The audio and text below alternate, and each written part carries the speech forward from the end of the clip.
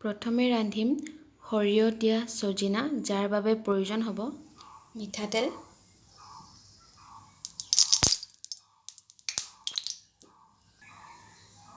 কটা পিঁয়াজ এফাল, জলকীয়া 4টা, গোটা জিৰা অলপ, গোটা ধনিয়া 1 চামুচ, আদা নহৰু পেষ্ট দি অলপ লৰাই ল'ব লাগিব।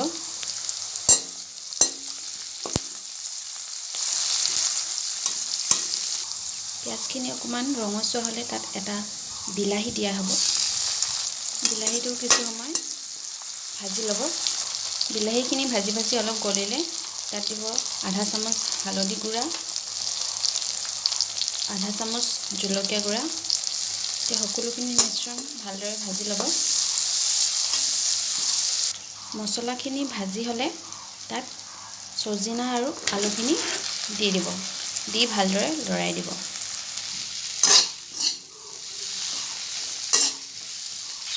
সজিনাখিনি ভালদৰে লৰাই মধ্যমীয়া জুইত অলপ সময় ঢাকি ৰাখি সিজিবলৈ দিয়ক।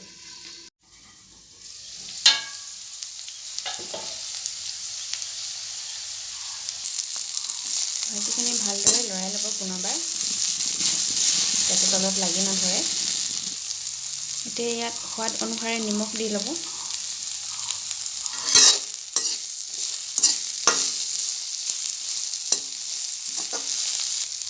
নিমখ দিয়াৰ পিছত ইয়াত কম জুইত অলপ সময়ৰ বাবে সিজিব দিয়ক। এইখিনি সৰিয়হৰ মিশ্ৰণ মই তৈয়াৰ কৰি লৈছোঁ। 2 চামুচ সৰিয়হ পিচি পানীৰ লগত ঘোল বনাই লৈছোঁ। পিচি থোৱা সৰিয়হৰ ঘোলখিনি এতিয়া সজিনাত দি দিম। সৰিয়হখিনি দি ভালদৰে লৰাই দিব।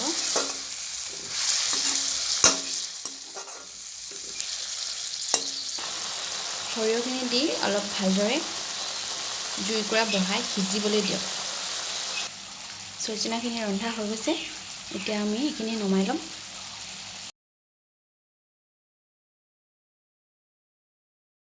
এবাৰ আহক ৰান্ধো সুস্বাদু মগু দাইল, যাৰ বাবে লাগিব এটুকুৰা বাটাৰ, কাটি থোৱা পিঁয়াজ কেইটুকুৰামান, দুফুটা কুটা নহৰু আৰু এফাল কাটি লোৱা বিলাহী।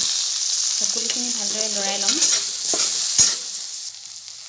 বিলাহীখিনি প্ৰায় সিজিছেই। এতিয়া তাত 2টা নৰসিংহ আগ দি দিছোঁ, যাতে গোন্ধটো ভাল হয়। মছলাখিনি ভালদৰে ভাজ খালে তাত বইল কৰি থোৱা মগু দাইলখিনি দি দিব।